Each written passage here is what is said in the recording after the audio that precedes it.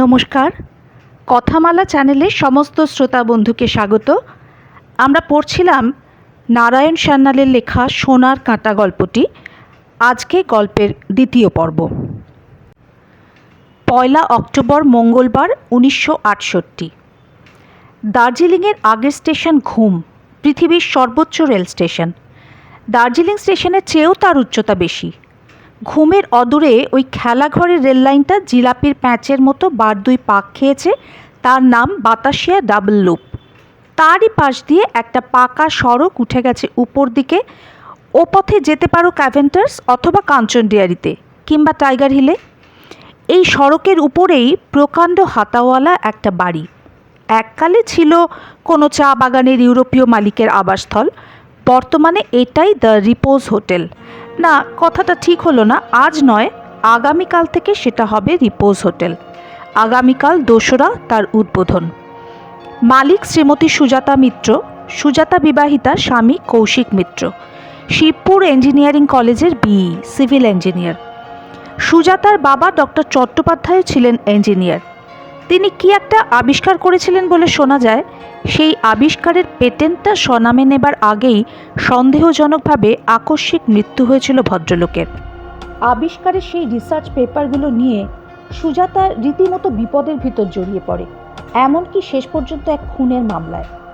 রিসার্চের কাগজগুলো হাত করতে চেয়েছিলেন একজন কুখ্যাত ধনকুবের ময়ূর কেতন আগরওয়াল। তিনি ঘটনাচক্রে খুন হন। কৌশিক এবং সুজাতা বিশ্রীভাবে জড়িয়ে পড়ে সেই খুনের মামলায়। বস্তুত ব্যারিস্টার পি.কে. বাসু এবং অ্যাডভোকেট অরূপ রতনের যৌথ চেষ্টায় ওরা দুজনেই মুক্তি পায়। এর মধ্যে বাসু সাহেবের ভূমিকাই ছিল মুখ্য। যাই হোক, শেষ পর্যন্ত প্রমাণিত হলো আগরওয়ালের হত্যাকারীর নাম নকুল হুই। সে ছিল আগরওয়ালেরই অধীনস্থ কর্মচারী এবং নানান পাপ কারবারের সাক্ষী। সেসব অতীত ইতিহাস। নাগচম্পা উপন্যাস যারা পড়েছেন অথবা যদি জানতেন ছায়াছবিতে উত্তম সৌমিত্রের যৌথ অভিনয় যারা দেখেছেন, তাদের কাছে এসব কথা অজানা নয়। মোট কথা, ইতিমধ্যে সুজাতার সঙ্গে কৌশিকের বিয়ে হয়েছে বছরখানেক আগে। এখনও ঠিক 1 বছর হয়নি। আগামী 5ই অক্টোবর শনিবারে ওদের প্রথম বিবাহবার্ষিকী। বিয়ের পরে কৌশিক ডক্টর চ্যাটার্জির ওই আবিষ্কারটা নিয়ে হাতে কলমে কাজ করতে চায়, কিন্তু সুজাতা রাজি হতে পারেনি। ওই সর্বনাশা আবিষ্কারটা তার কাছে কেমন যেন অভিশপ্ত মনে হয়েছিল। তিনজন লোকের মৃত্যু ওই আবিষ্কারটার সঙ্গে জড়িত।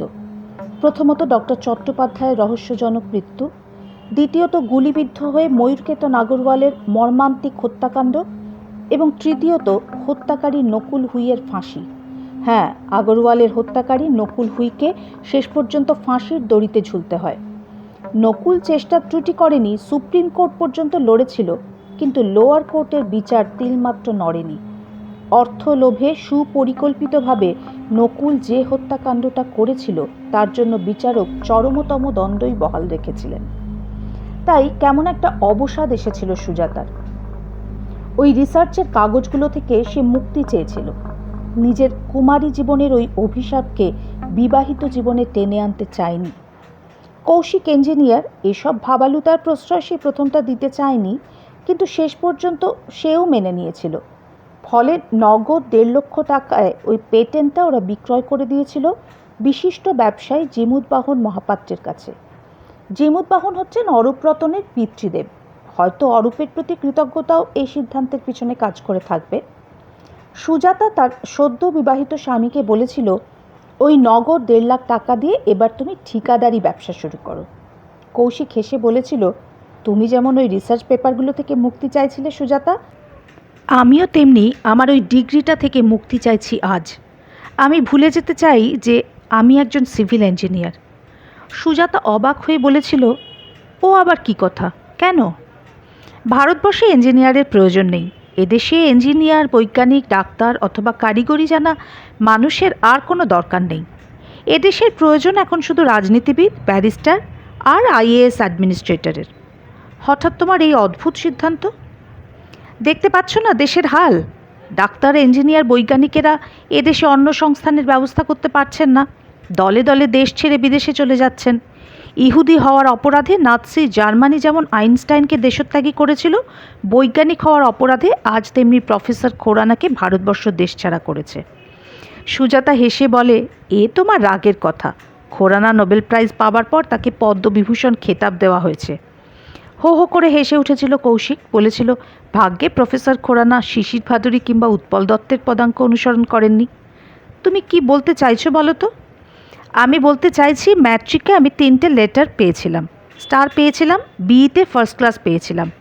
আমাদের স্কুল ব্যাচের প্রত্যেকটি ভালো ছেলে ডাক্তার, ইঞ্জিনিয়ার অথবা বৈজ্ঞানিক হতে চেয়েছে। যারা ওইসব কলেজে ঢুকতে পারেনি সেই সব ঝর্তি মালই গেছে জেনারেল লাইনে। তাদের একটা ভগ্নাংশ আজ আইএএস আর একটা ভগ্নাংশ আজ এমএলএ। সুজাতা তর্ক করেছিল, বলেছিল, তা তুমিও আইএএস পরীক্ষা দিলে পারতে, তুমিও ইলেকশনে দাঁড়ালে পারতে। কৌশিক বিচিত্র হেসে বলেছিল, তুমিও যে মন্ত্রীদের মতো কথা বলছো সুজাতা।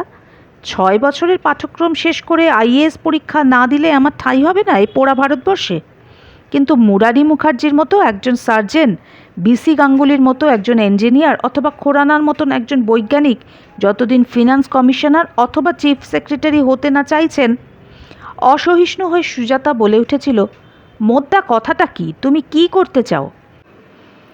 ওই 1.5 লাখ টাকা ফিক্সড ডিপোজিটে রেখে তার সুদের টাকায় আমরা গায়ে ফুঁ দিয়ে ঘুরে বেড়াবো? না, ব্যবসাই করতে চাই আমি। আমিও তো তাই বলছি। ব্যবসায় যদি করতে হয় তবে যে জিনিসটা জানো বোঝো তার ব্যবসাই করা উচিত। আমি তো তোমাকে চাকরি করতে বলছি না, আমি বলছি ঠিকাদারি করতে। কোথায়? পিডাব্লিউডি, ইরিগেশন অথবা কোনো পাবলিক আন্ডারটেকিংয়ে তো? সর্বত্রই তো ওই 2য় শ্রেণীর ছাত্রদল শীর্ষস্থান দখল করে বসে আছেন। তাদের তৈলাক্ত করতে না পারলে তবে কিসের ব্যবসা করবে তুমি? যে কোনো স্বাধীন ব্যবসা, যাতে কাউকে তোষামত করতে হবে না, আর সেটা এমন একটা ব্যবসা হবে যেখানে তুমি আমি দুজনেই খাটবো, ইকুয়াল পার্টনার। যেমন ধরো আমরা একটা হোটেল খুলতে পারি, তুমি কিচেনের ইনচার্জ, কী রঙের পর্দা হবে, কী জাতের বেড কভার হবে সব তোমার হেফাজতে, আর আমি রাখবো হিসাব, ম্যানেজমেন্ট। সারাদিন দুজনে কাছাকাছি থেকে কাজ করব। সকালবেলা দুটো নাকে মুখে গুঁজে ঠিকাদারি করতে বেরিয়ে যাব আর রাত 10টায় ক্লান্ত শরীরে ফিরে আসব। তার চেয়ে এটা ভালো নয়? কথাটা মনে ধরেছিল সুজাতার। তারই ফলশ্রুতি দ্য রিপোজ। জমি, বাড়ি, ফার্নিচার, ফ্রিজ, কিচেন গ্যাজেট এবং একটা সেকেন্ড হ্যান্ড গাড়ি কিনতেই খরচ হয়ে গেল লাখখানেক টাকা। বাকি টাকা ব্যাংকে রেখে ওরা দুজনে খুলে বসেছে হোটেল বিজনেস। বাড়িটা দোতলা, 4টে ডাবল বেড বড় ঘর এবং 2টি সিঙ্গল বেড। এছাড়া একতলায় বেশ বড় একটা drawing cum dining room, kitchen block, pantry, store ইত্যাদি। রীতিমতো বিলাতি কায়দায় প্ল্যানিং। প্রতিটি বেডরুমের সঙ্গেই সংলগ্ন স্নানাগার। কৌশিক নিজে দাঁড়িয়ে থেকে বাড়িটার মেরামতি করিয়েছে। গরম জলের গিজার বসিয়েছে। সুজাতা ম্যাচ করা পর্দা, বেড কভার ইত্যাদি কিনেছে। আয়োজন সম্পূর্ণ। আগামীকাল দ্য রিপোজের উদ্বোধন। গোটা 6 বিজ্ঞাপন মাত্র ছাড়া হয়েছে। দুজন সেই বিজ্ঞাপনে সাড়া দিয়েছেন। আশা করা যায় পূজা মরশুমে ঘর খালি পড়ে থাকবে না। দার্জিলিংয়ের হইচই এড়িয়ে নিরিবিলিতে ছুটির কটা দিন কাটিয়ে যেতে ইচ্ছুক যাত্রী নিশ্চয়ই জুটবে। যে দুজন বিজ্ঞাপনে সাড়া দিয়েছেন তাদের একজন পুরুষ, একজন স্ত্রীলোক। দুজনেই কলকাতাবাসী। মিস্টার নিজামুদ্দিন আলী এবং মিস কাবেরী দত্তগুপ্তা। দুজনেই জানিয়েছেন বুধবার 2রা দুপুরে ছোট রেলে ঘুম স্টেশনে এসে পৌঁছাবেন। কৌশিক লিখেছিল স্টেশনেই ওদের রিসিভ করা হবে। উদ্বোধনের দিন, প্রথম বোর্ডার, তাই এই খাতির। উদ্বোধনের আগের দিন মঙ্গলবার 1লা। সকাল থেকেই কালীপদ আর কাঞ্চিকে নিয়ে সুজাতা শেষবারের মতো ছাড়া পোছায় লেগেছে। কালীপদ মেদিনীপুরি, সমতলবাসী, চাকরির লোভে এসেছে এত দূর। রিপোজের একমাত্র বেয়ারা। আর কাঞ্চি হচ্ছে স্থানীয় নেপালি মেয়ে, সামনের গ্রামটায় থাকে। দুজন বোর্ডার অ্যাডভান্স পাঠিয়েছেন। এছাড়াও আরও 3 জন আসছেন আমন্ত্রিত অতিথি হিসাবে। Barrister PK. বাসু সস্ত্রীক এবং অ্যাডভোকেট অরূপ রতন। অরূপের জন্য দোতলার 9 নম্বর ঘরটা ঠিক করা আছে, আর বাসু সাহেবের জন্য একতলার 2 নম্বর ঘরটা। মিসেস বাসুর পক্ষে একতলা ছাড়া উপায় নেই। আলী সাহেবের জন্য 3 নম্বর আর কাবেরীর জন্য দোতলার 7 নম্বর ঘরটা মনে মনে স্থির করে রেখেছে সুজাতা। এখন ওদের পছন্দ হলে হয়। বেলা 10টা নাগাদ কৌশিক গাড়িটা নিয়ে বেরিয়ে গেল কাঞ্চন ডেয়ারির দিকে। ওখান থেকে মাইল 5। গাড়ি যাবার রাস্তা আছে। কাঞ্চন ডেয়ারির মালিক মিস্টার সেন ওদের পরিচিত। মিস্টার সেনের ভাইপো অজিত সেন কৌশিকের সহপাঠী। আপাতত ডজন 2-3 ডিম, কিছু হ্যাম, সফট মিট আর মাখন নিয়ে আসবে। আলী সাহেব হ্যাম খাবেন কিনা জানা নেই, তাই 2 রকম মাংসের ব্যবস্থাই থাকলো। ফ্রিজ আছে, নষ্ট হয়ে যাবার ভয় নেই। সুজাতা বলে দিয়েছে কাঞ্চন ডেয়ারির সঙ্গে যেন একটা অন অ্যাকাউন্ট ব্যবস্থা করে আসে। একদিন অন্তর কতটা কি মাল লাগবে তার ফিরিস্তিও লিখে দিয়েছে। আজ বিকেলে সুজাতার একবার দার্জিলিংয়ে যাওয়ার ইচ্ছা। কৌশিককে তাই বলে রেখেছে সকাল করে ফিরতে। কিছু টুকিটাকি বাজার এখনও বাকি আছে। বাসু সাহেব কাল দার্জিলিং থেকে ফোন করেছিলেন। সুজাতা অনুযোগ করেছিল, আবার দার্জিলিং গেলেন কেন, সরাসরি এখানে এসে উঠলেই পারতেন। বাসু সাহেব সকৌতুকে বলেছিলেন, নেমন্তন্নর গন্ধ পেয়ে আমি দিকবিদিক জ্ঞানশূন্য হয়ে যে আগেই এসে পৌঁছেছি। তাতে কি, আপনি তো ঘরের লোক। রানু মামিমাও এসেছেন তো? নিশ্চয়ই। তোমার দ্য রিপোজ পর্যন্ত ট্যাক্সি যাবে তো? আসবে, আপনি এখনই চলে আসুন। না সুজাতা, কাল আসছি, লাঞ্চ আওয়ার্সের পরে। ভালো কথা, রমেন গুহকে মনে আছে? আমাদের নাট্যমোদী রমেন দারোগা। খুব মনে আছে। কেন বলুন তো? বিপুলের কাছে শুনলাম রমেন দার্জিলিংয়ে বদলি হয়েছে, কাল পরশুর মধ্যে আসছে। তবে তাকেও নিমন্ত্রণ করবেন আমার হয়ে। আমি থানায় ফোন করে খবর নেব। মিস্টার ঘোষ আর মিসেস ঘোষ কিছুক্ষণের জন্য আসবেন বলেছেন। জানি, কিন্তু বিপুল বোধহয় শেষ পর্যন্ত তোমার নিমন্ত্রণ রাখতে পারবে না। শুনছি গভর্নর সাহেব স্বয়ং দার্জিলিং আসছেন, ফলে ডিসি সদরের সব স্পেশাল অ্যাপয়েন্টমেন্ট ক্যান্সেল হয়ে যেতে পারে। কালীপদ এসে দাঁড়ায়, জানতে চায় বড় ফুলদানিটা কোথায় থাকবে। সুজাতা স্মৃতিচারণ থেকে বর্তমানে ফিরে আসে। ওর হাত থেকে চিনেমাটির ফুলদানিটা নিয়ে আঁচল দিয়ে মোছে, বলে, একতলা ড্রয়িং রুমে পিয়ানোটার উপর। কাল সকালে মনে করে ওতে ফুল দিবি, বুঝলি? আগে আচ্ছা। ঘড়ির দিকে নজর পড়ে, বেলা প্রায় 2টো। এতক্ষণে কৌশিকের ফিরে আসা উচিত ছিল। রান্নাবান্না সেই কখন হয়ে গেছে, সব ঠান্ডা হয়ে যাচ্ছে। সুজাতা আর অপেক্ষা করল না, কালীপদ আর কাঞ্চিকে খাইয়ে ছেড়ে দিল। কালীপদর ওবেলায় ছুটি। কোথায় বুঝি পাহাড়িদের রামলীলা হবে, তাই শুনতে যাবে। তা যাক। সুজাতাও তো ওবেলা দার্জিলিংয়ে যাবে, থাকবে না। হঠাৎই ঝনঝন করে বেজে উঠল টেলিফোনটা। কৌশিকই ফোন করছে। সুজাতা প্রশ্ন করে, কি ব্যাপার, এত দেরি হচ্ছে যে? আরে বলো না, গাড়িটা ট্রাবল দিচ্ছে, মেরামত করাচ্ছি, ফিরতে সন্ধে হয়ে যাবে। তার মানে ওবেলা দার্জিলিং যাওয়ার প্রোগ্রাম ক্যান্সেল? উপায় কি বলো? তুমি খাওয়া দাওয়া মিটিয়ে নাও বরং। তা তো বুঝলাম, কিন্তু তুমি কোথা থেকে কথা বলছো? দুপুরে খাবে কোথায়? কাঞ্চন ডেয়ারি থেকে। সেন সাহেবের অতিথি হয়েছি, বুঝলে। আমার জন্য অপেক্ষা করো না। অগত্যা উপায় কি, সুজাতা একাই খেয়ে নিল। ক্রমে বেলা পড়ে এলো। বিকালের দিকে কোথা থেকে আকাশে এসে জুটল দার্জিলিংয়ের কিছু খেয়ালি মেঘ। নামল বৃষ্টি। সন্ধ্যার আগেই ঘনিয়ে এলো অন্ধকার। কৌশিকের ফোনটা আসার আগেই কালীপদকে ছুটি দিয়ে বসে আছে। আগে জানলে কালীপদকে ছাড়ত না। কাঞ্চি রাত্রে থাকে না। নির্বান্ধব পুরীতে চুপচাপ বসে রইল সুজাতা।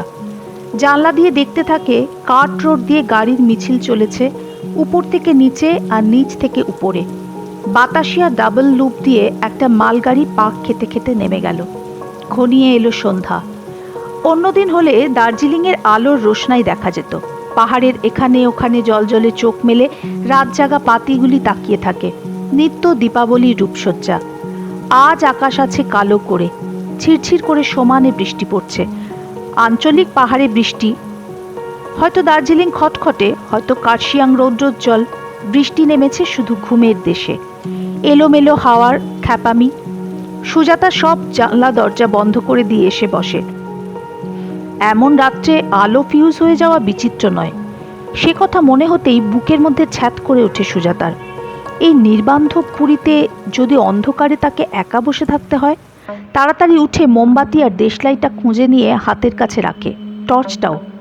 কালীপদটার যেমন বুদ্ধি, ঝড় জলে রামলীলার আসর নিশ্চয়ই ভেঙে গেছে। হতভাগাটা বাড়ি এলেই পারে, কিন্তু ওরই বা দোষ কি? হয়তো আশ্রয় নিয়েছে কারো গাড়ি বারান্দার তলায়। বৃষ্টিটা একটু না ধরলে সে বেচারি আসেই বা কী করে? পাহাড়ে বৃষ্টি থাকবে না বেশিক্ষণ। দার্জিলিংয়ের বৃষ্টি ওই অজাযুদ্ধ ঋষি শ্রাদ্ধের স্বগোত্র, আসতেও যেমন যেতেও তেমন। কিন্তু কই, আজ তো তা হচ্ছে না। আবার নজর পড়ল দেওয়াল ঘড়িটার দিকে। প্রতি আধ ঘন্টা অন্তর সে সাড়া দেয়, জানিয়ে দিল রাত 7টা। হঠাৎ বেজে উঠল আবার ফোনটা। গিয়ে ধরল সুজাতা। হ্যালো, রিপোজ? হ্যাঁ বলুন, আমি হিমালয়ান মোটর রিপেয়ারিং শপ থেকে বলছি। আপনাদের গাড়ি মেরামত হয়ে গেছে। লোক দিয়ে পৌঁছে দেব নাকি মিস্টার মিত্র দার্জিলিং থেকে ফেরার পথে নিয়ে যাবেন? দার্জিলিং থেকে? উনি দার্জিলিং গেছেন কে বলল? বাহ, দার্জিলিংয়েই তো যাচ্ছিলেন উনি। গাড়ি থেমে যেতে একটা শেয়ারের ট্যাক্সি ধরে চলে গেলেন। ওহ, তা কি বলে গেছেন উনি? বলেছেন যে উনি নিজেই নিয়ে যাবেন, তা রাত 8টার সময় আমার দোকান বন্ধ হয়ে যাবে। আমার মনে হয় 8টার আগেই উনি ফিরবেন। নেহাত না ফেরেন দোকান বন্ধ করার সময় পৌঁছে দিয়ে যাবেন। লাইনটা কেটে দিয়ে সুজাতা ভাবতে বসে, ব্যাপার কি? কৌশিক যদি একটা শেয়ারের ট্যাক্সি নিয়ে দার্জিলিং গিয়ে থাকে, তাহলে দুপুরে সে টেলিফোন করে মিছে কথা বলল কেন? আর দার্জিলিং গেলে সে নিশ্চয়ই সুজাতাকেও নিয়ে যেত, সেই রকমই তো কথা ছিল। কিন্তু ব্যাপারটা কি হতে পারে? হিমালয়ান মোটর রিপেয়ারিং শপটা আবার ওদিকে, মানে দার্জিলিং যাওয়ার পথেই পড়বে, কাঞ্চন ডেয়ারির দিকে নয়। তাহলে?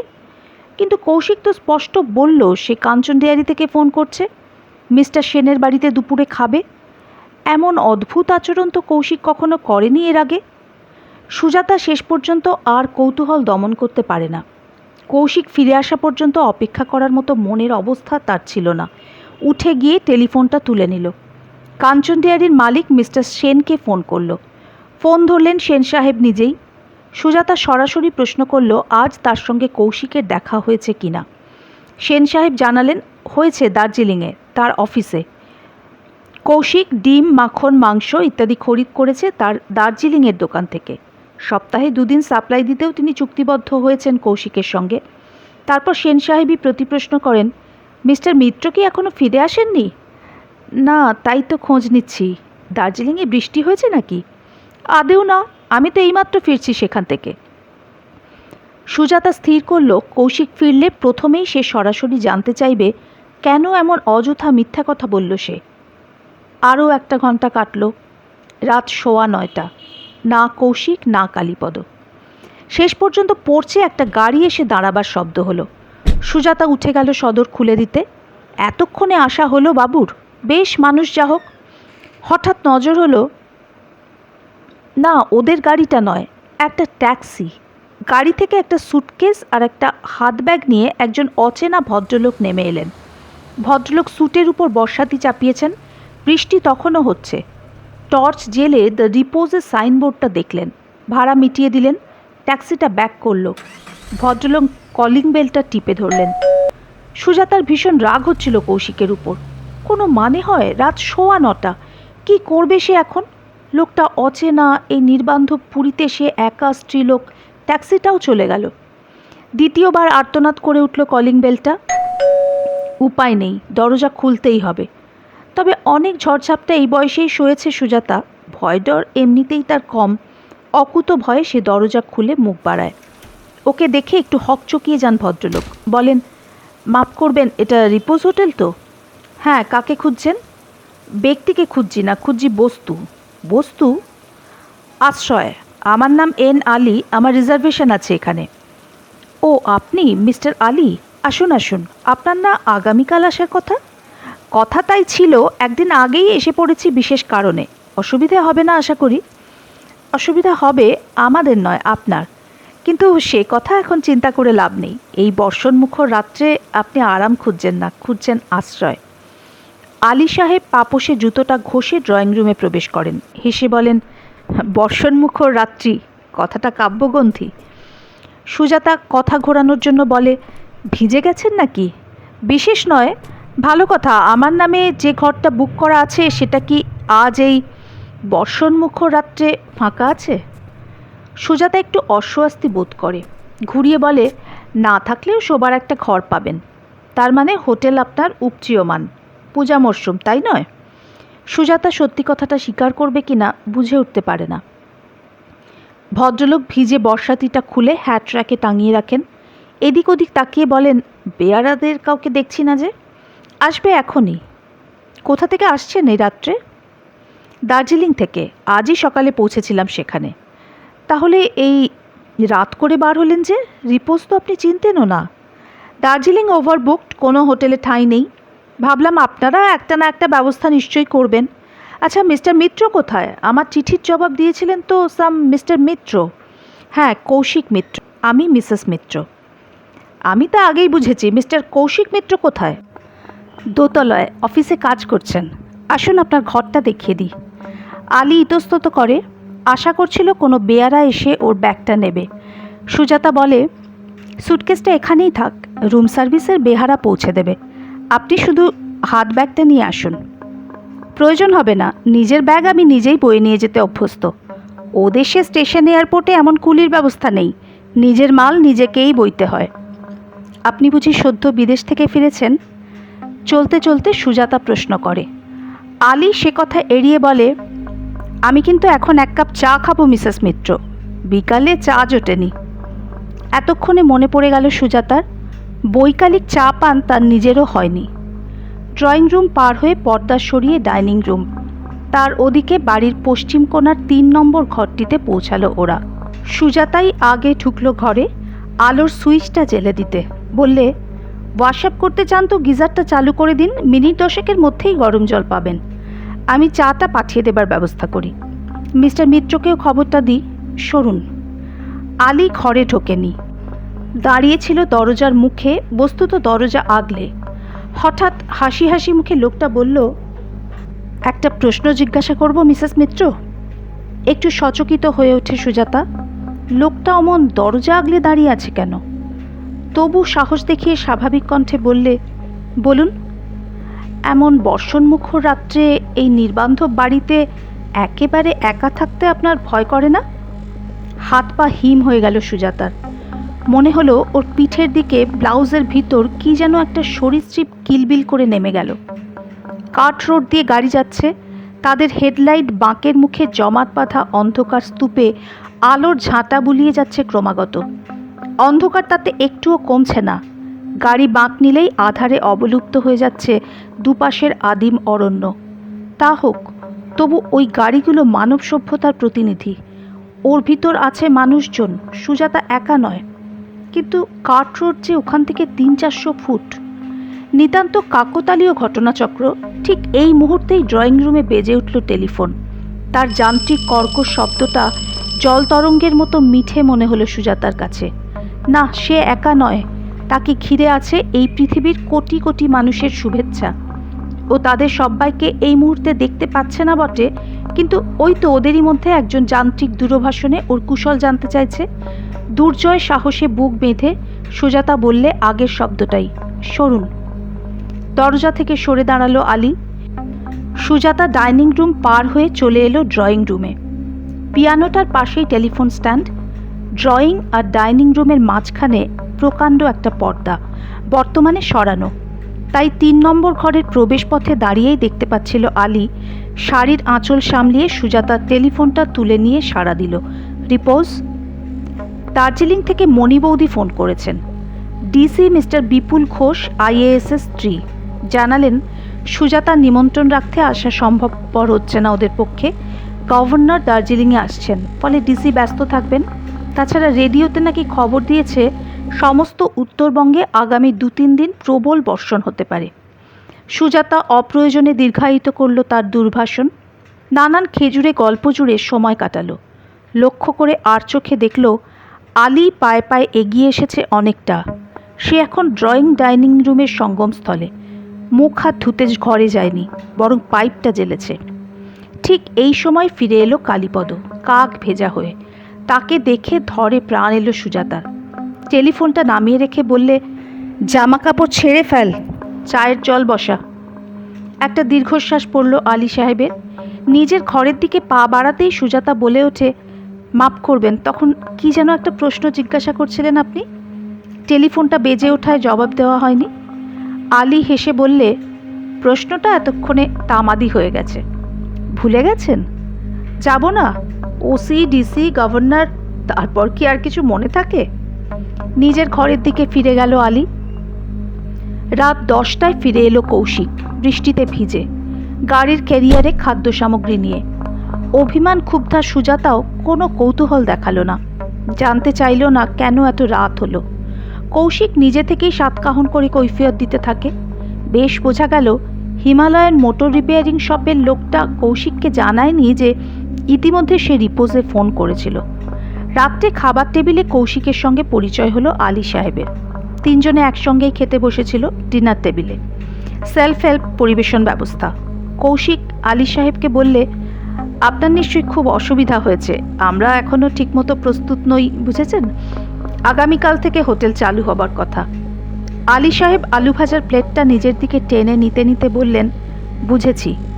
তাই বুঝি গাড়ি নিয়ে শেষবারের মতো বাজার করতে দার্জিলিংয়ে গিয়েছিলেন? না না, দার্জিলিংয়ে তো নয়, আমি গিয়েছিলাম কাঞ্চন ডেয়ারিতে। এদিকে? ও তাই বুঝি। আমি প্রথমটায় ভেবেছিলাম আপনি বুঝি দোতলার অফিস ঘরে বসে কাজ করছেন। মিসেস মিত্রই আমার ভুলটা ভেঙে দিলেন। বললেন, না, উনি বাড়িতে একেবারে একা আছেন, চাকরটা পর্যন্ত নেই। আর আপনি নাকি বাজার করতে দার্জিলিংয়ে গেছেন। দার্জিলিং? তুমি তাই বলেছ? কৌশিক প্রশ্ন করে সুজাতাকে। সুজাতা সে প্রশ্নের জবাব দেয় না। আলী সাহেবকে বলে, আজ কিন্তু সংক্ষিপ্ত মেনু, এই তিনটেই আইটেম, আলু ভাজা, ডিম ভাজা আর খিচুড়ি। আলী হেসে বলে, আজ আকাশের যা অবস্থা তাতে অন্যরকম আয়োজন হলে আপনাকে বেরসিকা ভাবতাম মিসেস মিত্র। কৌশিক বলে, সত্যি কি বিশ্রী বৃষ্টি শুরু হলো। আলী বিচিত্র হেসে বললে, বিশ্রী? সেটা আপনার দৃষ্টিভঙ্গির দোষ। বিরহ কাতরা কোনো বিরোহিনী হয়তো এমন রাতেই গান ধরেন, कैसे गोंगाइबी हरी बिने दिन रातिया। কি বলেন মিসেস মিত্র? সুজাতা মুখ টিপে বলে, আপনাকে কাব্যরোগে ধরেছে মনে হচ্ছে। ধরবে না? আমার কাছে রাতটা যে মোটেই বিশ্রী নয়। আমার বারে বারে মনে পড়ে যাচ্ছে এটা বর্ষণমুখর রাত্রি। কৌশিক সন্দিগ্ধভাবে দুজনের দিকে তাকায়। তার হঠাৎ মনে হয় সুজাতা লজ্জা পেল কেন? যেন কথা ঘোরাতেই সুজাতা বললে, মুশকিল হয়েছে কি, আমার হেড কুকের প্রবল জ্বর হয়েছে। কার? কালীপদর? কৌশিক জানতে চায়। সুজাতা বলে, হ্যাঁ, বৃষ্টিতে ভিজে। আলী বলে, তবে তো খুব মুশকিল হলো আপনার। কাল সকালেই সব বোর্ডাররা আসবেন তো? সকালে না হয় সারাদিনে তো আসবেই। তাহলে লোকজন আসার আগে আপনাকে জনান্তিকে একটা খবর দিয়ে রাখি মিসেস মিত্র। আমি ব্যাচেলার, নিজের রান্না নিজে করি। পিকনিকে গেলে বরাবর আমাকে রাঁধতে হয়েছে। প্রয়োজন বোধে আপনার হেড কুকের অ্যাক্টিংই করতে পারি। ভাটপাড়া অথবা নবদ্বীপ থেকে কোনো পণ্ডিত মশাই নিশ্চয়ই আপনার বোর্ডার হতে আসছেন না? কৌশিক তাড়াতাড়ি বলে, না না, তার প্রয়োজন হবে না, আমি তো আছি। এখন আছেন, কাল সকালেই হয়তো আবার দার্জিলিং ছুটবেন, কাঞ্চন ডেয়ারিতে। কৌশিক বিষম খেল। 2রা অক্টোবর বুধবার সন্ধ্যা। ইতিমধ্যে রিপোজে এসে হাজির হয়েছেন বেশ কয়েকজন। সুজাতা চোখে অন্ধকার দেখে। কাল রাত্রি থেকে যে বৃষ্টি শুরু হয়েছে তা থামার লক্ষণ নেই। এক নাগাড়ে বর্ষণ চলেছে। পাহাড়ি বৃষ্টি কখন থামবে কেউ জানে না। রেডিওতে তো বলছে সহজে থামবে না। কালীপদ সেই যে শুয়েছে আর ওঠার নাম নেই। সারা রাত প্রবল জ্বরে ছটফট করেছে বেচারি। ওদিকে কাঞ্চি আজ সকালে আসেনি। ওদের বস্তির ঘরে হুড়হুড় করে জল ঢুকেছে হয়তো, সেই সামলাতেই ওরা হিমশিম। অথচ এদিকে একে একে এসে উপস্থিত হচ্ছেন আবাসিকেরা। সবার আগে এসেছেন মিস কাবেরী দত্তগুপ্তা, সকাল 6টায়। তখনও শয্যাত্যাগ করেনি সুজাতারা। কাল রাত্রে সুজাতার ভালো ঘুম হয়নি। কৌশিক হঠাৎ কেন এক ছড়ি মিথ্যা কথা বলল তাও কিছুতেই ভেবে পাচ্ছিল না। অপরপক্ষে কৌশিকও একটু গুম মেরে গেছে।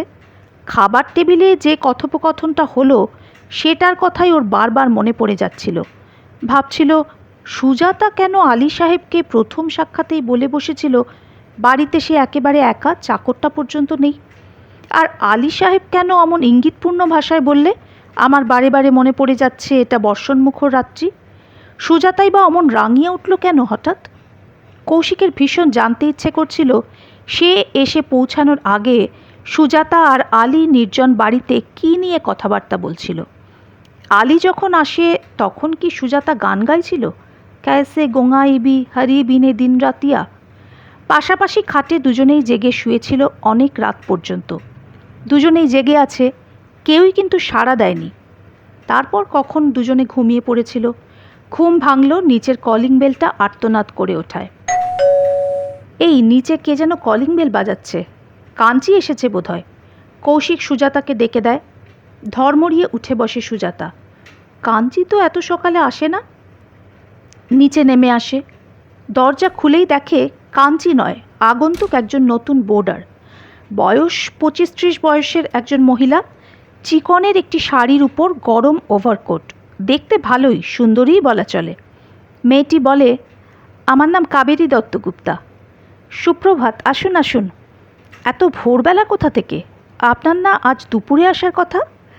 তাই স্থির ছিল, রেলওয়ে রিজার্ভেশন পেলাম একদিন আগে। কাল এসেছি। কাল এসেছেন? রাত্রে কোথায় ছিলেন?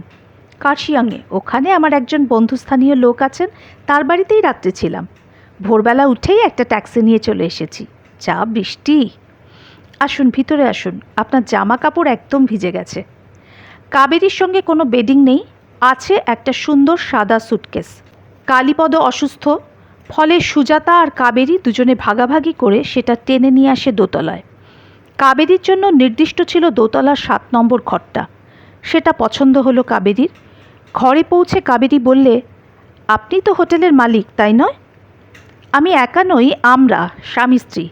আজই খোলা হলো হোটেলটা, পরে ভালো করে আলাপ করা যাবে। চা খাবেন নিশ্চয়? আমরাও এখনও খাইনি। চা তো খাবোই, একেবারে বাসি মুখে রওনা হয়েছি। ঠিক আছে, মুখ হাত ধুয়ে নিন, গিজার আছে, গরম জল পাবেন। দুপুরে যে ট্রেনটা শিলিগুড়ি থেকে আসে সেটা এসে উপস্থিত হলো বেলা 4টে, বৃষ্টির জন্য। কাক ভেজা হয়ে এসে উপস্থিত হলেন অরূপরতন মহাপাত্র। ছোট রেলের ট্রেনটা যে শেষ পর্যন্ত এসে পৌঁছাবে এ ভরসাই নাকি ছিল না।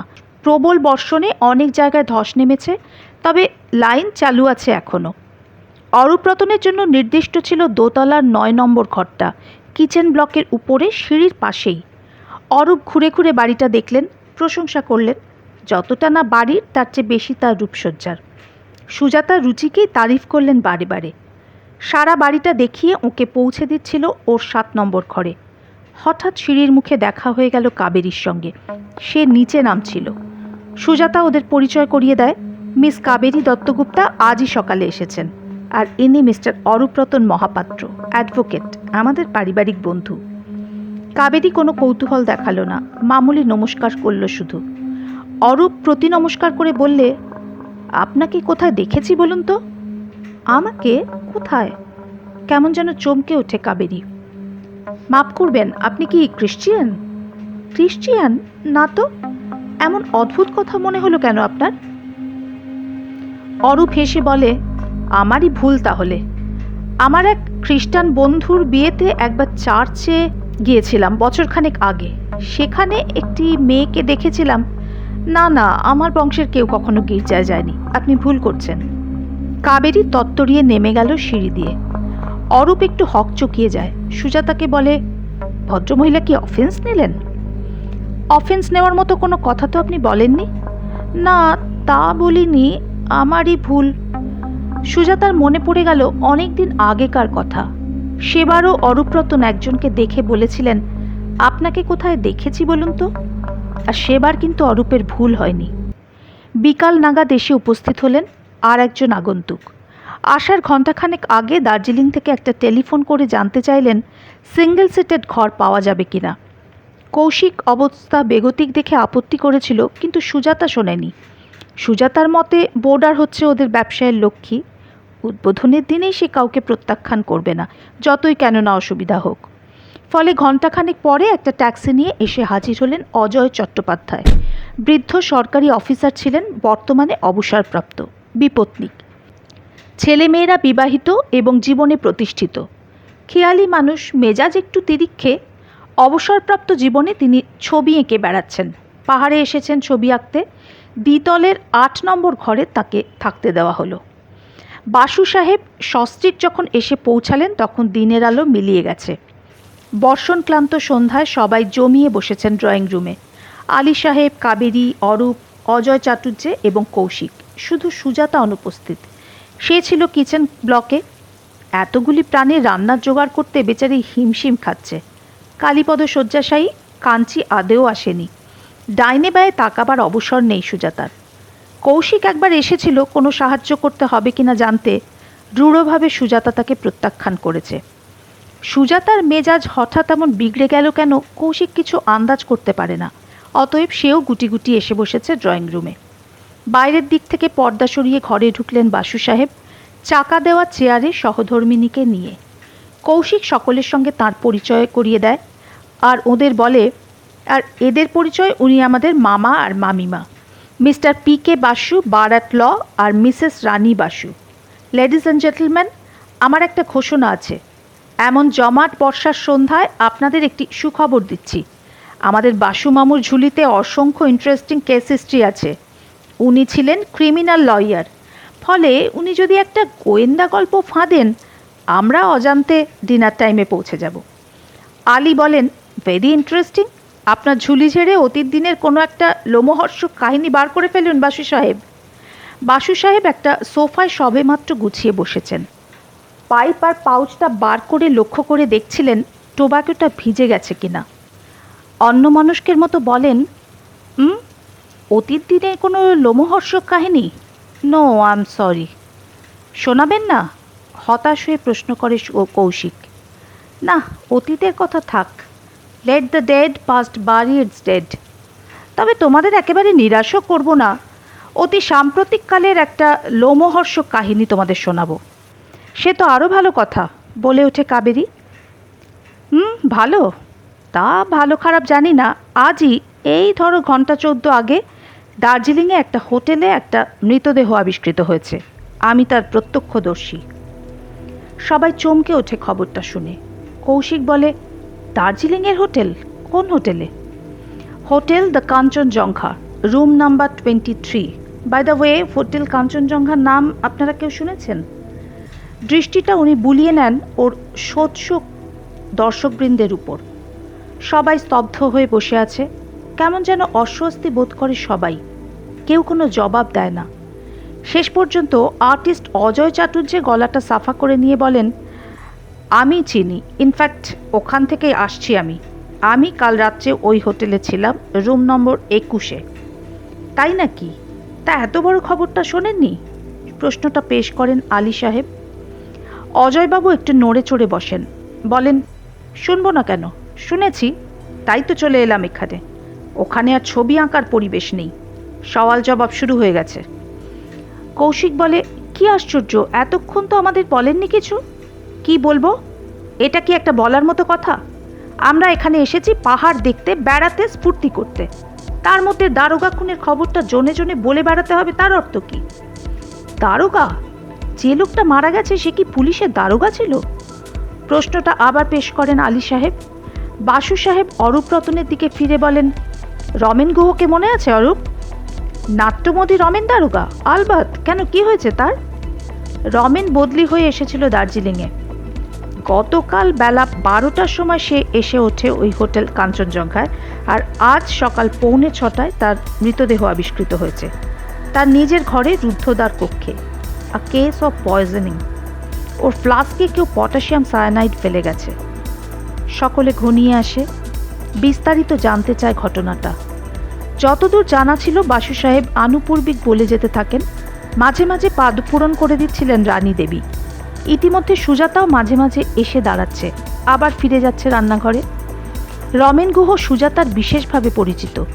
বাসু সাহেব সব কথারই উল্লেখ করলেন, কিন্তু জানালেন না দুটি সংবাদ: 23 নম্বর ঘরে অ্যাশট্রে থেকে উদ্ধার করা সিগারেটের টুকরোর কথা, আর 22 নম্বরের ওয়েস্ট পেপার বাস্কেটের কাগজের কথাটা। আলী সাহেব বলে, ওই মোহাম্মদ ইব্রাহিমের চেহারার কি বর্ণনা পেলেন? সন্ধানে দৃষ্টি মেলে বাসু সাহেব বললেন, হাইট এবং স্ট্রাকচার এই ধরুন প্রায় আপনার মতো, তবে লোকটা দাড়ি ছিল এবং চোখে চশমা ছিল। আলী হেসে বললে, ভাগ্যে আমার তা নেই, না হলে আপনারা হয়তো আমাকেই সন্দেহ করতেন। আমি তো কাল রাত্রে এসে পৌঁছেছি, ইব্রাহিম সাহেব চেক আউট করবার ঘণ্টাখানেক পরে। এবং লোকটা পাইপ খেত। পাদপূরণ করেন বাসু সাহেব। পাইপ খেত? সেরেছে। জ্বলন্ত পাইপটা নিয়ে আলী সাহেব অভিনয় করেন যেন তিনি অত্যন্ত বিড়ম্বিত। কোথায় পাইপটা লুকোবেন ভেবে পাচ্ছেন না। কাবেরী বলে, মিস্টার আলী, আপনার ভয় নেই, বাসু সাহেব নিজেও পাইপ খান। থ্যাংক ইউ, থ্যাংক ইউ, ভাগ্যে মনে করিয়ে দিলেন। আলী সাহেব পাইপ টানতে থাকেন আবার। আর মিস ডিক্রুজা? এবার জানতে চায় অরূপ। প্রশ্নকর্তার দিকে না তাকিয়ে বাসু সাহেব সরাসরি তাকালেন কাবেরী দত্তগুপ্তার দিকে, যেন তারই একটা দৈহিক বর্ণনা দেখে দিচ্ছেন। সেইভাবে বলে গেলেন, হাইট মাঝারি, রং ফর্সা, বয়স কত হবে, এই ধরুন 27-28, সুন্দরী, স্বাস্থ্যবতী, মাপ নাকি 34, 28, 32। কাবেরীকে প্রথমটায় একটু নার্ভাস লাগছিল, কিন্তু শেষ বর্ণনাটায় সে খিলখিলিয়ে হেসে ওঠে। রানী দেবীকে বলে, মামিমা একটু সাবধানে থাকবেন, মামা যেভাবে মেয়েদের দেখা মাত্র তাদের ভাইটাল স্ট্যাটিস্টিক্স বুঝে ফেলছেন। রানী বললেন, উনি মিস ডিক্রুজাকে দেখেননি, শোনা কথা বলছেন। আলী সাহেব রসিকতা করে, কি দাদা কানে শুনে এই, চোখে দেখলে। বাধা দিয়ে রানী বলে ওঠেন, উনি আরেকটা কথাও বলতে ভুলেছেন, মিস ডিক্রুজা ভার্মিলিয়ান রঙের লিপস্টিক ব্যবহার করে। তবে তোমার ভয় নেই কাবেরী, তুমি একাই তা করনি, সুজাতাও তাই করে, ওই দেখো। সুজাতা তখনই এসে দাঁড়িয়েছে পিছনের দরজায়। চিত্রকর অজয় চাটুর্যে এতক্ষণ কোনো কথা বলেননি, আপন মনে একটা ম্যাগাজিনের পাতা উল্টে যাচ্ছিলেন। তার দিকে ফিরে বাসু সাহেব এবার বলেন, আচ্ছা চাটুর্যে মশাই, আপনি কি 21 নম্বর ঘরটা ছেড়ে আজ 22 নম্বরে আসতে চেয়েছিলেন? চমকে বই থেকে মুখ তুলে অজয়বাবু বলেন, আমাকে বলছেন? প্রশ্নটা দ্বিতীয়বার পেশ করেন বাসু সাহেব। গুছিয়ে জবাব দেবার জন্যই প্রশ্নটা দ্বিতীয়বার শুনতে চাইলেন কিনা বোঝা গেল না। চাটুর্যে মশাই জবাবে বললেন, হ্যাঁ চেয়েছিলাম, আমার 21 নম্বর ঘর থেকে কাঞ্চনজঙ্ঘার আনডিস্টার্বড ভিউ পাওয়া যাচ্ছিল না, তাই। তাহলে শেষ পর্যন্ত মোহাম্মদ ইব্রাহিমের ঘরটা নিলেন না যে? ওই যে বললাম, আমি ও ঘরে শিফট করার আগেই পুলিশ এসে ঘরটা তল্লাশি করলো, ভাবলাম বাঘে ছুলে 18 ঘা, মানে সরে পড়লাম ওখান থেকে। মোহাম্মদ ইব্রাহিম ঘরটা ছেড়ে যাবার পর আপনি ওই ঘরটা দেখতে গিয়েছিলেন নয়? হ্যাঁ গিয়েছিলাম, দেখতে গিয়েছিলাম ও ঘরের জানলা থেকে কাঞ্চনজঙ্ঘা কেমন দেখতে পাওয়া যায়। মিনিট খানেক ও ঘরে ছিলাম আমি। কিন্তু কেন বলুন তো? আচ্ছা মিস্টার চ্যাটার্জি, এমনও তো হতে পারে ওই 1 মিনিটের ভিতর কোনো অপ্রয়োজনীয় জিনিস আপনি ওই ঘরের ওয়েস্ট পেপার বাস্কেটে ফেলে দেন, যেমন ধরুন খালি দেশলাইয়ের বাক্স, পুরনো ক্যাশ মেমো, অথবা তলা পাকানো একটা কাগজ। হঠাৎ চেয়ার ছেড়ে উঠে দাঁড়ান অজয় চাটুর্যে। কৌশিকের দিকে ফিরে বলেন, আজ রাত হয়ে গেছে, কাল সকালেই আপনার বিলটা পাঠিয়ে দেবেন, আমি চেক আউট করব। অরূপ বলে ওঠে, কি হলো মশাই, রাগ করছেন কেন? রাগ নয়, আমার এসব বরদাস্ত হয় না, এই গোয়েন্দাগিরি আর পুলিশি প্যাঁচ। আমি একটু আনডিস্টার্ব থাকতে চাই। এখানেও সওয়াল জবাব শুরু হয়ে গেছে। রীতিমতো রাগ করেই ঘর ছেড়ে বেরিয়ে যান অজয়বাবু। অরূপ একটু ঝুঁকে বসে, বাসু সাহেবকে প্রশ্ন করে, কি ব্যাপার স্যার, ওই ইব্রাহিম ঘরের ওয়েস্ট পেপারের বাস্কেটে কিছু মালঝাল পাওয়া গেছে না কি? বাসু সাহেব পাইপটায় কামড় দিয়ে বলেন, কি দরকার অরূপ ওসবের মধ্যে আমাদের যাবার? আমরা এসেছি পাহাড় দেখতে, বেড়াতে আর স্ফূর্তি করতে, কি বলেন? দর্শক দলের উপর একবার দৃষ্টি বুলিয়ে নেন উনি। আলী কি একটা কথা বলতে গেল, তারপর কাবেরীর সঙ্গে চোখাচোখি হতেই চুপ করে গেল হঠাৎ। বাসু সাহেব অরূপ রতনকেই পুনরায় প্রশ্ন করেন, একটা কথা আমাকে বলো তো অরূপ, ওই নকুল হুইয়ের কেসটায় তুমি কি ডিফেন্স কাউন্সিলর ছিলে? কেসটার খবর আর আমি কিছু নিইনি। না, আমি সরকার পক্ষে ছিলাম। কৌশিক অবাক হয়ে বলে, সরকার পক্ষে? সে কি, মার্ডার কেসে তো পাবলিক প্রসিকিউটর থাকেন সরকার পক্ষে। তাই থাকেন, বুঝিয়ে বলে অরূপ। নকুল হুইয়ের কেসটায় আমাকে সরকার পক্ষ থেকেই পিপির সহকারী হিসাবে নিযুক্ত করা হয়। তাই নাকি? এ খবর তো বলনি আমাকে, বাসু সাহেব বলে ওঠেন। বলার সুযোগ পেলাম কোথায়, আপনি তো দীর্ঘদিন না পাত্তা। তাহলে তুমিই হচ্ছ নকুল হুইয়ের 2 নম্বর শত্রু? অরূপ অবাক হয়ে বলে, তার মানে? নকুল হুই তো মরে ভূত। জানি, কিন্তু শুনেছি নকুল সুপ্রিম কোর্ট পর্যন্ত লড়েছিল। এত মামলা লড়ার খরচ সে পেল কোথায়? আলী বাধা দিয়ে বলে ওঠে, মাফ করবেন ব্যারিস্টার সাহেব, নকুল হুই চরিত্রটা এখনো এস্টাবলিশড হয়নি, আমরা কাহিনীর ঠিক রসাস্বাদন করতে পারছি না। কৌশিক এবং অরূপ ভাগাভাগি করে পূর্ব কাহিনীর মোটামুটি একটা খসড়া পেশ করে। অরূপ রতন উপসংহারে বলে, নকুল হুই লোকটাকে আমরা ঠিকমতো চিনতে পারিনি।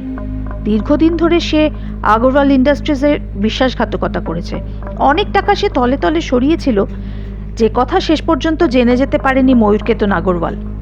নকুল থাকতো নিহাত গরিবের মতো, কিন্তু বেশ পুঁজি জমিয়ে ফেলেছিল সে। এমনকি ওর এক ভাইকে নাকি আমেরিকা পাঠিয়েছিল খরচ দিয়ে। ভাইটিও দাদার উপযুক্ত, মার্কিন মুলুকে নাকি নাম করা গ্যাংস্টার হয়েছিল শেষ পর্যন্ত। সেই ভাই ওর মামলার খরচ দেয়। শুনেছি ফাঁসির দিন মার্কিন মুলুক থেকে ওর সেই ভাই চলে এসেছিল ভারতবর্ষে। বাসু সাহেব নির্বাপিত পাইপটি ধরাতে ধরাতে বলেন, কি নাম নকুলের ভাইয়ের? সহদেব নাকি? হ্যাঁ, আপনি কেমন করে জানলেন? জানি না, আন্দাজ করছি। এপিক্যাল ইনফারেন্স, মানে মহাভারতের ওই রকমই নির্দেশ। তা সেই সহদেব বাবাজির দৈহিক বর্ণনাটা কি? কাবেরীর দিকে ফিরে যোগ করেন, যাকে বলে ভাইটাল স্ট্যাটিস্টিক্স আর কি। আমি জানি না, সহদেবকে আমি সচক্ষে কখনো দেখিনি, বলে অরূপ। সুজাতা এই সময় এসে ঘোষণা করে, ডিনার রেডি। সভা ভঙ্গ হলো। আহারাদি মিটতে যার নাম 10টা। ইতিমধ্যে এক মুহূর্তের জন্য বৃষ্টি থামেনি। ক্রমাগত বর্ষণ হয়ে চলেছে। খরস্রোতা উপলবন্ধুর জলধারা পাহাড়ের মাথা থেকে সর্পিল গতিতে ছুটে আসছে সমতলের সন্ধানে। বাতি এখনও জ্বলছে, যে কোনো মুহূর্তে ইলেকট্রিক অফ হয়ে যেতে পারে। সুজাতা ঘরে ঘরে মোমবাতি রেখে এসেছে। আহারাদি মিটিয়ে যে যার ঘরে চলে গেছেন। কৌশিকও শুতে যাবার উপক্রম করছে, এমন সময় এসে উপস্থিত হলেন রাতের শেষ অতিথি। আবার একটি ট্যাক্সি এসে দাঁড়ালো পড়ছে। সুজাতা আর কৌশিক দরজা খুলে বেরিয়ে এলো বাইরের বারান্দায়। ট্যাক্সি থেকে নেমে এলেন একজন মাঝবয়সী ভদ্রলোক। গাড়ির ভিতর বসেছিলেন আর একজন সুবেশিনী সুন্দরী মহিলা।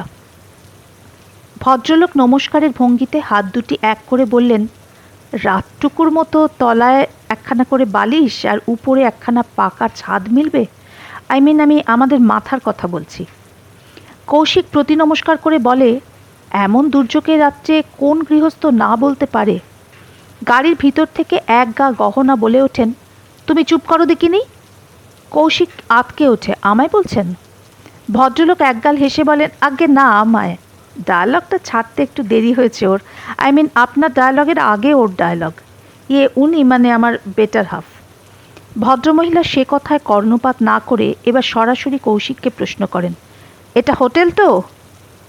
কৌশিক সম্মতিসূচক গ্রীবা সঞ্চালন করে। তবে গৃহস্থের কথা উঠছে কেন? ডাবল বেডরুম হবে?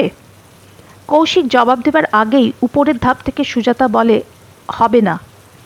ভদ্রমহিলা সুজাতাকে আপাদমস্তক দেখে নেন একবার, তারপর তাকে সম্পূর্ণ অগ্রাহ্য করে কৌশিককেই পুনরায় প্রশ্ন করেন, অন্তত দুটো আলাদা সিঙ্গেল সিটেড?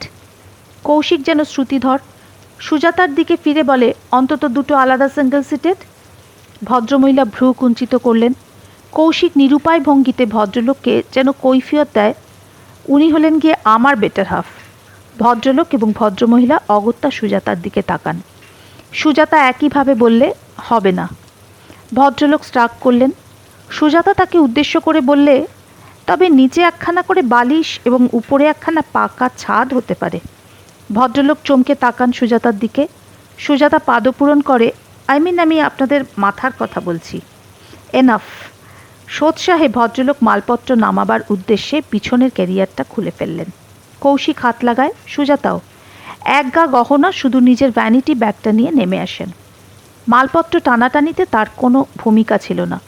কৌশিক কাজ শেষ করতেই বলে, আপাতত আসছেন কোথা থেকে? সিলা অ্যান্ড ক্যারিবডিজের মধ্যবিন্দু থেকে। মাল নামাতে নামাতে জবাব দেন ভদ্রলোক, আগে। কৌশিক ব্যাখ্যা চায়, হর্নস অফ দ্য ডায়লেমা বোঝেন, তারই কেন্দ্রবিন্দু থেকে। এদিকে কার্শিয়াংয়ের পথে এক বিরাট খাদ, ওদিকে দার্জিলিংয়ের রাস্তায় এক হোড়ল গর্ত, মাঝখানে স্যান্ডউইচ হয়ে পড়েছিলাম। অবস্থাটা বুঝতে পারছেন? জলের মতো। মহারাজ ত্রিশঙ্কুর অবস্থা আর কি। ঘুম শহরের এই হাল হয়েছে তা আমরা এখনও টের পাইনি। আমরা পেয়েছি, অস্থিতে। দার্জিলিং থেকে কলকাতা যাচ্ছিলাম, বাধা পেয়ে আবার ফিরে যাচ্ছিলাম দার্জিলিংয়ে। দুদিকেই রোড ক্লোজড। খান কয়েক 10 টাকার নোট বার করে দিলেন তিনি ট্যাক্সি ড্রাইভারকে। বললেন, তোরানি রাখ দো ভাই সাব, তোমার অবস্থাও তো সসেমিরা। আপাতত ঘুমের রাজ্যে কোথায় ঘুমাবে দেখো। একগাল হেসে ড্রাইভার ব্যাক করলো ট্যাক্সিটা। দ্বিতলের 6 নম্বর ঘরটা খুলে দিল সুজাতা। এটা সাজানো নেই, ভাড়া দেওয়ার কথা ছিল না। একগা গহনা এক নজর ঘরটা দেখে নিয়ে বললেন, ও রাম, পর্দা নেই, বেড কভার নেই, ড্রেসিং টেবিল নেই, গুদাম ঘর নাকি? কৌশিক আমতা আমতা করে বলে, আগে না, এটা সবচেয়ে ভালো ডাবল বেডরুম। আকাশ ফাঁকা হলে ঘরে বসেই কাঞ্চনজঙ্ঘার ভিউ পাবেন। তবে এটা ভাড়া দেওয়ার কথা ছিল না। বেডিং পাঠিয়ে দিচ্ছি, কিন্তু পর্দা বা ড্রেসিং টেবিল দিতে পারবো না। ভদ্রমহিলা আর চোখে একবার সুজাতাকে দেখে নিয়ে বলেন, ভাড়া বোধ করি পুরোই নেবেন। ভদ্রলোক তাকে থামিয়ে দিয়ে বলেন, আহা ভাড়ার কথা কাল হবে। আপনাদের কিচেন বোধ করি ক্লোজড হয়ে গেছে। কৌশিক সুজাতার দিকে একটা চোরা চাহনি নিক্ষেপ করে বলে, আগে হ্যাঁ, রাত তো বড় কম হয়নি, সব ছুটি হয়ে গেছে। তবে হেড কুক বোধহয় এখনও জেগে আছে, নয়? শেষ প্রশ্নটা সুজাতাকে। সুজাতা দাঁতে দাঁত চেপে বললে, হেড বেহারাও জেগে আছে মনে হয়। কৌশিক ঢোক গেলে। ভদ্রলোক সুজাতার দিকে ফিরে বলেন, লোকে খেতে পেলে শুতে চায়, শুতে পেলে খেতে চায়। হবে কিছু? শুকনো বিস্কুট অবশ্য কিছু আছে আমাদের সঙ্গে। সুজাতা বললে, ডাবল ডিমের অমলেট আর কফি হতে পারে। Enough enough. ভদ্রলোক খুশিয়াল হয়ে ওঠেন। তাকে আবার থামিয়ে দিয়ে গহনা ভারাক্রান্তা বলে ওঠেন, তুমি থামো। তারপর কৌশিকের দিকে ফিরে বলেন, তাই বলে রাতের ফুল মিল চার্জ করবেন না তো? সুজাতা যাবার জন্য পা বাড়িয়েছিল। দ্বারের কাছে ফিরে দাঁড়িয়ে বলে, ফুল মিলই চার্জ করা হবে। অসুবিধা থাকে তো দরকার কি? ভদ্রমহিলাও ঘুরে দাঁড়ালেন। দুই বেটার হাফ দুজনকে দেখে নিলেন। দুই ওয়ার্স হাফ কণ্টকিত হয়ে ওঠেন। ভদ্রমহিলা কৌশিককে প্রশ্ন করেন, হোটেলের ম্যানেজার কে? আমি, কবুল করে কৌশিক। তবে সব কথায় উনি অমন চ্যাটাং চ্যাটাং করছেন কেন? কৌশিক আমতা আমতা করে বলে, উনি যে আমার এমপ্লয়ার, হোটেলের মালিক। ভদ্রলোক একগাল হেসে বলেন, আই ফলো। স্ত্রীকে বলেন, এই তুমি যেমন আমার গার্জেন আর কি। সুজাতাকে বলেন, তা ফুল মিল চার্জই দেব। কিচেন যখন বন্ধ হয়ে গেছে তখন এক্সট্রা চার্জ দিতে হবে বই কি। আমার জন্য 1 প্লেট পাঠিয়ে দিন। আর ওর যখন এত আপত্তি, উনি না হয় বিস্কুটই খাবেন রাত্রে। থামো তুমি। ডাকাতের হাতে যখন পড়েছি তখন নাচার। মহিলা ক্ষুব্ধা। আমিও তো তাই বলছি, যাহা 52 তাহা 65। ও 2 প্লেটই পাঠিয়ে দিন, আর কড়া 2 কাপ কফি। না, 1 কাপ কফি 1 কাপ চা। রাত্রে কফি খেলে ওর ঘুম হয় না। নিরুপায় ভদ্রলোক শ্রাগ করলেন শুধু। সুজাতা নেমে আসে কিচেন ব্লকে। ভদ্রলোক পকেট থেকে নামাঙ্কিত একটা আইভারি ফিনিশড কার্ড বার করে কৌশিককে দেন। আমার নাম doctor AK Sen, private practitioner. আপনার রেজিস্টারে কাল সকালে সই করে দেব, কেমন? কৌশিকও নেমে আসে। পায়ে পায়ে এসে হাজির হয় কিচেন ব্লকে। সুজাতা গুম মেরে আছে। কাল থেকেই তার কি যেন হয়েছে। কৌশিক ইতস্তত করে, ঘুরঘুর করে, সান্ত্বনাবাচক কী বলবে ভেবে পায় না। সুজাতা বলে, ডিমটা ফাটাও। ফোক দিয়ে ডিমগুলো ফাটাতে ফাটাতে কৌশিক একটা স্বগতোক্তি করে, প্রমোশনই হলো আমার। স্বাধীন ব্যবসা। বিয়ের আগে ছিলাম হুজরাইনের ড্রাইভার, বিয়ের পরে হলাম হেড বেয়ারা। সুজাতা হাসল না পর্যন্ত। ওরা ভেবেছিল কর্মব্যস্ত উদ্বোধনের দিনটার বুঝি এখানেই সমাপ্তি। ভুল ভেবেছিল। হেড কুক অমলেট নিয়ে আর হেড বেয়ারা কফি ও চা নিয়ে দ্বিতলে যখন পৌঁছে দিয়ে এলো, ভদ্রলোক তখন সৌজন্য দেখিয়ে বললেন, সো সরি, আপনাদের চাকর বেয়ারা পর্যন্ত শুয়ে পড়েছে দেখছি। খুব কষ্ট দিলাম আপনাদের। সুজাতা অম্লান বদনে বললে, সংকুচিত হওয়ার কি আছে? এক্সট্রা চার্জ তো সেই জন্যই দিচ্ছেন। শুভরাত্রি জানিয়ে ওরা নিজেদের ঘরের দিকে পা বাড়ায়। ঠিক তখনই ঝনঝন করে বেজে উঠল টেলিফোনটা। ঘড়ির দিকে নজর গেল স্বভাবতই। রাত 11:15। দুজনেই নেমে আসে আবার। সুজাতাই তুলে নিল টেলিফোনটা। Hello, রিপোজ hotel? হ্যাঁ আছেন। কোথা থেকে বলছেন? শুনে নিয়ে সুজাতা কৌশিককে বলে, তোমাকে খুঁজছে ওসি সদর, দার্জিলিং। থানা? কেন, কি হলো আবার? শঙ্কিত কৌশিকের প্রশ্ন। কি হলো তা নিজের কানে শোনো। রিসিভারটা হস্তান্তরিত করে সুজাতা পা বাড়ায়, যায় না কিন্তু, অপেক্ষা করে। কৌশিক মিত্র বলছি। কে বলছেন? নৃপেন ঘোষাল, ওসি, দার্জিলিং সদর। ব্যারিস্টার সাহেব জেগে আছেন? না, ঘুমোচ্ছেন। কেন, কি হয়েছে, ডেকে দেব? না থাক, তাহলে আপনাকেই বলি। সব কথা টেলিফোনে বলা যাবে না, আকার ইঙ্গিতে বলবো, বুঝে নেবেন। শুনুন, ব্যারিস্টার সাহেবের কাছে শুনেছেন নিশ্চয়ই, আজ সকালে দার্জিলিংয়ের একটি হোটেলে। হ্যাঁ জানি, কাঞ্চনজঙ্ঘায়।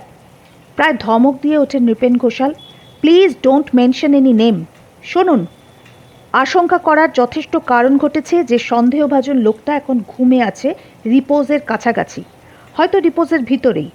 দ্বিতীয়ত, যে ঘটনা দার্জিলিংয়ে ঘটেছে অনুরূপ একটি ঘটনা হয়তো ঘুমে ঘটতে যাচ্ছে, হয়তো রিপোজের ভিতরেই। ফলো?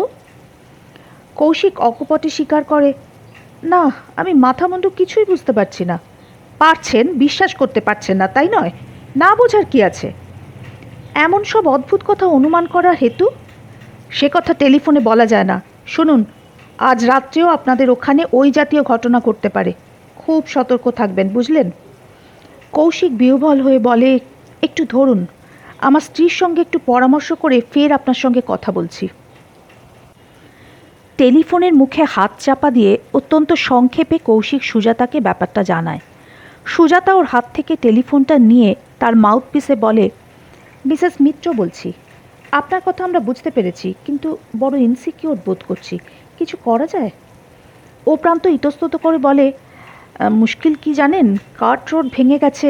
ঘুম আউটপোস্টে ব্যাপারটা আমি টেলিফোনে জানিয়েছি, ওরা ওয়াচ রাখবে। আপনারা ওখান থেকে পারতপক্ষে কোনো টেলিফোন কল ইনিশিয়েট করবেন না। মরিয়া হয়ে সুজাতা বলে, থানা থেকে কেউ এসে থাকতে পারে না আজ রাত্রে? ওখানকার লোকাল ফাঁড়িতে তেমন লোক কেউ নেই। আচ্ছা, এক কাজ করছি, আমার একজন অফিসারকে পাঠাচ্ছি, মিস্টার পি.কে. বাসু, তাকে চেনেন। এখান থেকে জিপে পাতাশিয়া লুপ পর্যন্ত যাবে, বাকি পথ হেঁটে যাবে। আপনারা জেগে থাকবেন যাতে কলিং বেল বাজাতে না হয়। ধন্যবাদ। কি নাম বলুন তো তার? সুবীর রায়। ক্লান্ত অবসন্ন দেহে ওরা অপেক্ষা করতে থাকে। ঘড়ির কাঁটা টিক টিক করে এগিয়ে চলেছে, আর বাইরে একটানা ধারাপাত, আর কোথাও কোনো সাড়া পাওয়া যাচ্ছে না। বোর্ডাররা যে যার ঘরে ঘুমে অচেতন। শেষ বাতি নিবেছে ডাক্তার সেনের ঘরে, তাও আধ ঘন্টা হয়ে গেল। ড্রয়িং রুমের ঘড়িটা 11:30টার ঢং করে সাড়া দিল। সারা ঘুমে অচেতন। কৌশিক বললে, যাও তুমি শুয়ে পড়ো, আমি জেগে আছি। সুজাতা জবাবে বলে, শুয়ে লাভ নেই, ঘুম হবে না, আর আধ ঘন্টার মধ্যেই এসে পড়বেন মনে হয়। ওর অনুমানই ঠিক। রাত 12টায় সদর দরজার কাচের উপর একটা টর্চের আলোর সংকেত হলো। নিঃশব্দে উঠে গেল কৌশিক। পাল্লাটা একটু খুলে প্রশ্ন করল, কে? সুবীর রায়, আসুন। আগন্তুক ভিজে বর্ষাতিটা খুলে ফেলে। দীর্ঘ বলিষ্ঠ চেহারা, বয়স 30-এর কোঠায়, হাতে একটা অ্যাটাচি। ওদের উপর দৃষ্টি বুলিয়ে বললে, মিস্টার আর মিসেস মিত্র নিশ্চয়? কৌশিক ঘাড় নেড়ে জানায় ওর অনুমান সত্য। কোন ঘরে আমি থাকবো দেখিয়ে দিন, কাল সকালে কথা হবে। কিন্তু ব্যাপারটা কি? কেন ওসি বলেননি টেলিফোনে? বলেছেন সংক্ষেপে। টেলিফোনে তো সব কথা বলা যায় না। এমন আশঙ্কা করার কারণটা কি? সেটা কাল সকালে বলবো। আপনাদের জেগে থাকার কোনো প্রয়োজন নেই, যা করার আমি করব। কিন্তু থাকবো কোন ঘরে? আসুন দেখিয়ে দিচ্ছি। কৌশিক ওকে ঘরটা দেখিয়ে দিল। 1 তলার 4 নম্বর ঘর। সুজাতাও এলো পিছন পিছন। ঘরে ঢুকে সুবীর দরজাটা বন্ধ করে দেয়। অ্যাটাচি কেসটা খুলে একটা ম্যাপ বার করে। বলে, এটা এ বাড়ির প্ল্যান, আমরা আছি এই ঘরে। এবার বলুন, কে কোন ঘরে আছেন? কৌশিক অবাক হয়ে বলে, আমাদের হোটেলের প্ল্যান পেলেন কোথায়? সুবীর বিরক্ত হয়ে বলে, অবান্তর কথা বলে রাত বাড়ানোর দরকার আছে কি? কৌশিক আর প্রশ্ন করে না। উপস্থিত আবাসিকদের সংক্ষিপ্ত পরিচয় দেয়, আর কে কোন ঘরে আছেন তা প্ল্যানে দেখিয়ে দিতে থাকে। সুবীর প্ল্যানের গায়ে নামগুলি লিখে নিল। তারপর বললে, গুড নাইট। অসহিষ্ণুর মতো কৌশিক বলে ওঠে, একটা কথা অন্তত বলুন, দার্জিলিংয়ে যে ঘটনা ঘটেছে তা হঠাৎ রিপোজে করতে পারে এমন ধারণা কেন হলো আপনাদের? কাগজটা ভাঁজ করে পকেটে রাখতে রাখতে সুবীর বললে, বিষে ডাকাতের নাম শুনেছেন? বিষে ডাকাত? না, কে সে? কিংবদন্তির বিষে ডাকাত। সে নাকি ডাকাতি করতে যাওয়ার আগে নোটিশ দিয়ে আগে ভাগেই জানিয়ে দিত। রমেনবাবুকে যে মেরেছে সে ওই বিষে ডাকাতের উত্তরসূরি। সেও এমন চিঠি লিখে জানিয়ে দিয়েছে তার সেকেন্ড টার্গেট আছে ঘুমের এই রিপোজ হোটেলে। সুজাতা বলে, কি বলছেন আপনি? 20 শতাব্দীর কোনো ক্রিমিনাল এমন মূর্খামি করে? তাই তো দেখা যাচ্ছে। মূর্খামি নয়, লোকটা ওভার কনফিডেন্ট। ইচ্ছা করেই সে এটা করেছে। খুনির একমাত্র উদ্দেশ্য প্রতিশোধ নেওয়া। যাকে প্রাণে বধ করবে তাকে আগে ভাগে জানিয়ে না দিলে যেন তার তৃপ্তি হচ্ছে না। লোকটা অত্যন্ত পাকা ক্রিমিনাল। আমেরিকার বাফেলো অঞ্চলে গ্যাংস্টার দলে তার নাম আছে। বেঙ্গল পুলিশের এই আমাদের সে মনে করে চুনোপুটি। লোকটা কে তা আপনারা জানতে পেরেছেন? অন্তত নামটা আন্দাজ করা গেছে, তার নাম সহদেব হুই। সুজাতার মুখটা ছাইয়ের মতো সাদা হয়ে যায়। সহদেব হুই, নকুল হুইয়ের ভাই? হ্যাঁ, তাই আমাদের অনুমান। একটু ইতস্তত করে সুজাতা বলে, ওদের সেকেন্ড টার্গেট কে জানেন? সুবীর হেসে ফেলে, বলে, না, সহদেব আমাকে বলেনি, তবে নকুল হুইয়ের মৃত্যুর জন্য যারা দায়ী তাদের মধ্যেই কেউ একজন হবেন। আপনারা আন্দাজ করতে পারেন? কৌশিক গম্ভীর হয়ে বলে, পারি, ব্যারিস্টার PK বাসু। সুবীর হেসে ফেলে বললে, তাও ভালো, আপনাদের মুখ দেখে আমি কিন্তু ভেবেছিলাম বুঝি আপনাদের দুজনের কেউ। সোনার কাটা গল্পের দ্বিতীয় পর্ব আপনারা শুনছিলেন কথামালা চ্যানেলে। আজকের মতো দ্বিতীয় পর্ব এখানেই শেষ। খুব তাড়াতাড়ি তৃতীয় পর্ব নিয়ে আবার আসবো। আপনারা সঙ্গে থাকবেন, ভালো থাকবেন। আজকের মতো আসি, বিদায়।